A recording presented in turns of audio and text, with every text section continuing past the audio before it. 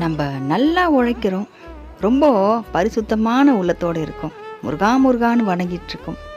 நம்ம நல்லா வேலை செஞ்சுட்டு ரொம்ப அசதியாக நம்ம தூங்கிடுவோம் நைட்டில்.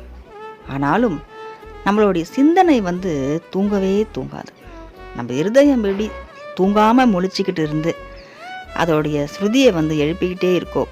அதே மாதிரி நம்மளுடைய சிந்தனைகள் தூங்கவே தூங்காது.